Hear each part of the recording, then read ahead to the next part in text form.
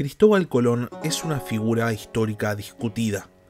Es más, tal vez sea la figura histórica más discutida. Para algunos, Colón es el máximo prócer, un explorador heroico que llevó la hispanidad a América. Para otros, Colón es un genocida, un conquistador sanguinario que subyugó a innumerables pueblos. Lo más probable es que la verdad pueda encontrarse en el medio de estas dos visiones contrapuestas. Ahora bien, al margen del juicio de valor sobre la figura de Colón, lo cierto es que sus acciones, sus proyectos, moldearon para siempre el destino de la humanidad, incluyendo hasta nuestros días. Y no solo estamos hablando de lo macro, sino sobre todo de lo micro. Sin Colón no habría existido nunca el intercambio colombino. Esto significa que muchos productos americanos, como el chocolate, la papa o el tomate, no habrían llegado nunca a Europa, lo que habría significado un enorme cambio en las tradiciones culinarias de los países europeos. Hablando de países, no habrían existido los países americanos, lo que significa que entre tantas otras cosas mucho más importantes, si Colón no hubiese existido, en este momento ustedes no estarían escuchándome a mí.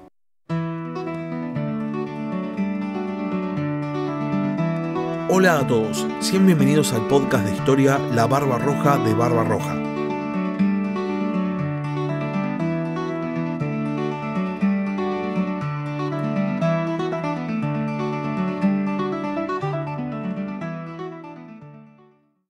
Cristóbal Colón es un hombre del Renacimiento, como queda demostrado desde sus primeros años de vida. El origen de Colón, como tantas otras cosas de su vida, es motivo de debate.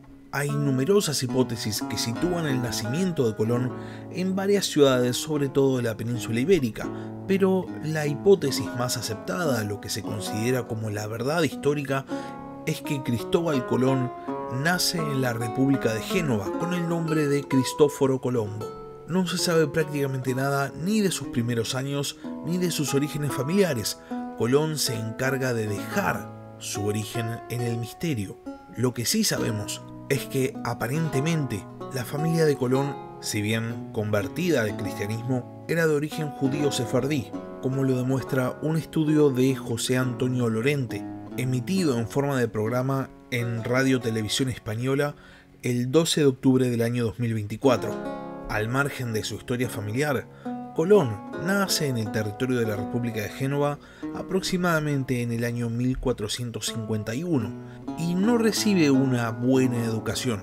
Lo que sí hace desde chico es dedicarse al mar, y ya en el año 1474 lo encontramos en la isla de Quíos, por ese entonces posesión genovesa, dedicándose al comercio y a la navegación. En el año 1477, Colón se encontraba navegando cerca de la costa portuguesa cuando, por algún motivo, naufraga. Uno de sus hijos, llamado Hernando Colón, que es quien escribe la biografía de don Cristóbal, sostiene que Colón había sido atacado por corsarios, pero esto se considera ampliamente como un embellecimiento de la historia de Colón. Al margen del porqué, efectivamente Colón naufraga y se supone que llega nadando hasta la costa portuguesa, y una vez que llega decide quedarse, dedicándose exactamente a lo mismo que se había dedicado hasta ahora en tierras de la República Genovesa, es decir, al comercio marítimo. Aparentemente, dentro de su actividad, Colón se habría encontrado con marineros islandeses de los cuales habría escuchado una historia de una tierra lejana al oeste que los antepasados de estos islandeses habrían visitado. Esto habría generado en Colón una inquietud que años más tarde se materializaría en su proyecto de viaje.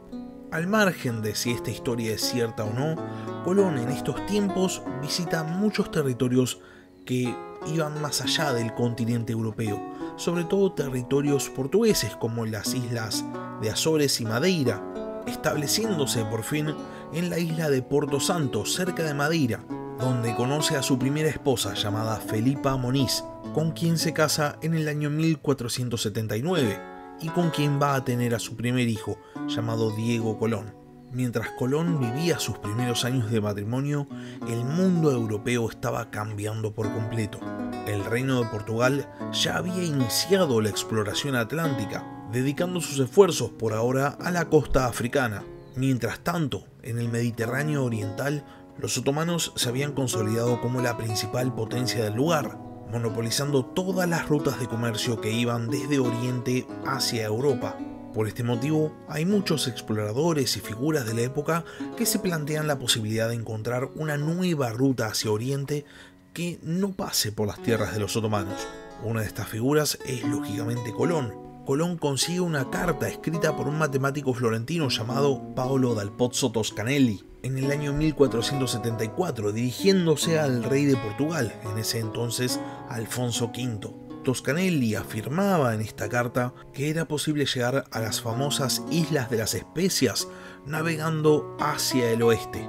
Toscanelli afirmaba que no iba a ser un viaje demasiado largo, porque él consideraba que la Tierra medía mucho menos de lo que se pensaba. Específicamente, Toscanelli pensaba que la Tierra tenía una circunferencia de 29.000 kilómetros, y parece que había llegado a esta medición errónea porque se había basado en el libro Geografía de Claudio Ptolomeo, que justamente tenía grandes problemas de medición. El resultado es un modelo terrestre que medía 3/4 del tamaño total de la Tierra, lo que habría producido que Colón considerara que las Islas de las Especias estaban muchísimo más cerca de lo que en realidad estaban. Armado con esta información errónea, Colón idea un plan y busca presentárselo al entonces rey de Portugal, Juan II.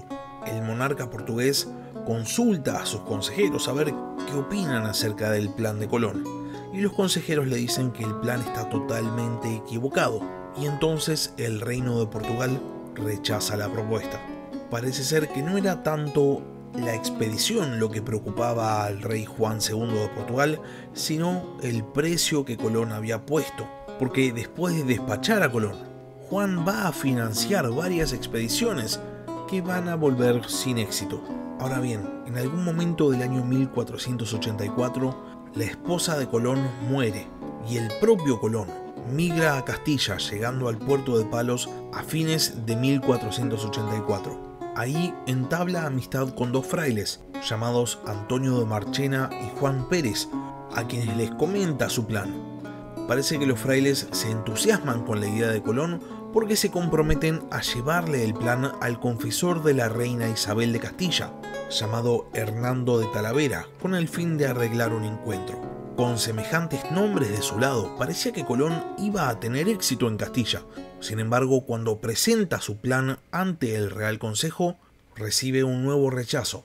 Ahora bien, Colón no se da por vencido y termina logrando una audiencia con la reina Isabel, la cual se compromete a mandar a analizar el plan de Colón por un consejo presidido por el propio Hernando de Talavera. Ahora sí parecía que Colón iba a tener finalmente una respuesta positiva.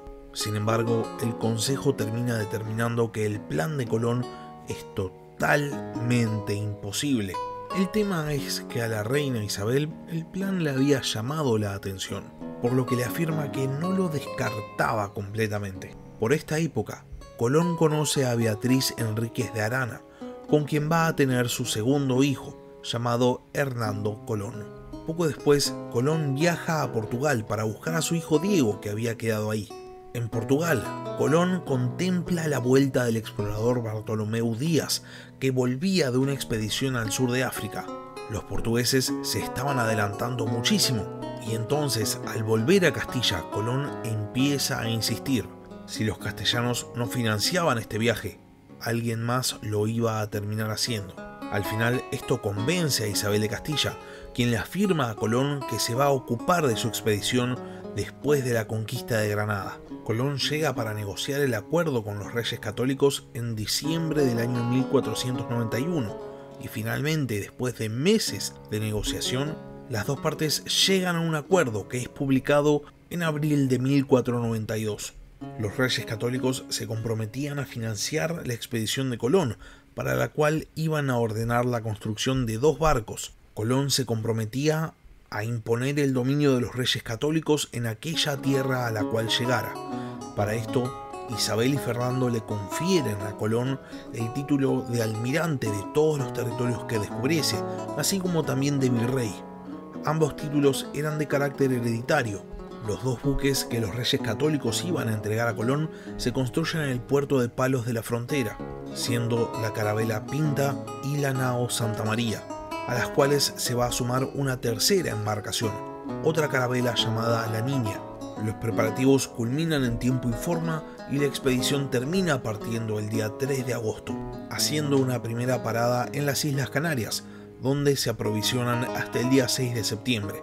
Después ponen rumbo oeste y se disponen a cruzar el Océano Atlántico, en un viaje que se suponía que no iba a ser demasiado largo, y sin embargo se empieza a extender. Y entonces los marineros se empiezan a poner algo nerviosos. Colón va a tener que hacer frente a un intento de motín. Los marineros querían simplemente pegar media vuelta y volver a España. Colón, para quien esta expedición era especialmente importante, logra convencer a los marineros de que esperen unos días más. No podía faltar demasiado. Y literalmente 2 días después, el día 12 de octubre del año 1492, un marinero llamado Rodrigo de Triana divisa tierra. Colón nombra a la pequeña isla a la que llegan como San Salvador. En el lugar encuentran nativos, los cuales llaman mucho la atención del explorador porque tenían cicatrices. Colón interpreta de que evidentemente estos nativos eran atacados constantemente por otros y tenían que defenderse. Afirma que el pueblo que encuentra no tenía religión y que aparte aprendían muy rápidamente las maneras de los europeos. Colón llama a esta gente indios porque consideraba, siguiendo su teoría, que había llegado a la India. Sin embargo, la expedición de Colón había recalado en una pequeña isla en las actuales Bahamas. Después de realizar algunos intercambios, entre los cuales había algunos nativos, los españoles levan anclas y siguen viaje, explorando varias islas de las Bahamas y después siguiendo su camino, internándose en el Caribe. Es así que llegan a la isla de Cuba, a la cual bordean. En esta parte de la travesía, la carabela Pinta se separa del grupo. La Niña y la Santa María continúan con el viaje, llegando hasta una gran isla que Colón va a bautizar como La Española. Colón se dedica a explorar la costa de La Española, y es dentro de esta exploración que el 24 de diciembre la nao Santa María encalla y termina naufragando. Colón recibe ayuda de los indígenas del lugar para rescatar a los náufragos, y entonces se genera un primer acercamiento. El líder de los lugareños, llamado Guacanagari, realiza un trato con Colón: oro a cambio de protección. Colón acepta y entonces funda en la isla un pequeño fortín que va a bautizar como Fuerte Navidad, construido con los restos de la Santa María y en el cual deja a 39 tripulantes como soldados en la isla. Poco tiempo después, la Pinta, que se había perdido, llega a La Española, trayendo no solo a su tripulación, sino también a una gran cantidad de oro que habían conseguido en el trayecto. Esto pone de muy buen humor a Colón, porque este botín, sumado al que el propio Colón había conseguido, transformaba a la expedición en una empresa redituable. Ahora bien, el 13 de enero de 1493 se produce el primer altercado entre europeos e indígenas, que se salda con 2 lugareños muertos. Colón entonces, 2 días después, decide que es tiempo de elevar anclas una vez más y volver a España. La expedición había sido todo un éxito. Colón no podía esperar para contarle a los reyes católicos el hecho de que su teoría había sido correcta, que había logrado establecer una ruta directa entre los reinos ibéricos y las famosas Islas de las Especias. Colón, por ahora, no tenía ni la más pálida idea de que había llegado a un continente que sus contemporáneos desconocían por completo. Ahora bien, en el viaje de vuelta, la Niña y la Pinta se enfrentan a una terrible tormenta el día 13 de febrero y pierden contacto entre sí. La Pinta va a terminar llegando a Galicia y la Niña va a terminar llegando a Portugal, donde Colón se entrevista con el rey Juan II y le comenta sus descubrimientos. Después de una semana en tierras portuguesas, Colón vuelve a levar anclas y se dirige finalmente a Castilla. Y ni bien llega, recibe una carta de los Reyes Católicos solicitándole que viaje hasta Barcelona para encontrarse con ellos para empezar a planear el segundo viaje. Pero eso es historia para otro capítulo. Hasta acá llegamos con el capítulo de esta semana. Si llegaron hasta acá y no están suscritos al canal, les recomiendo que se suscriban, subo nuevos capítulos todas las semanas. Y si por otro lado ya están suscritos, pero tienen ganas de hacer una ayuda extra al podcast, pueden hacerlo transformándose en miembros del canal en YouTube o realizando un aporte mensual en Patreon. Les dejo el link en la descripción del capítulo. Aprovecho para agradecer a los miembros del canal en YouTube que hacen posible que me siga dedicando al canal. Muchas gracias por haber escuchado y hasta la próxima. Gracias por escuchar La Barba Roja de Barbarroja. Si tenés alguna pregunta o simplemente querés hacer un comentario, no dudes en escribirme al mail del podcast, labarbarrojadebarbarroja@gmail.com. Hasta la próxima.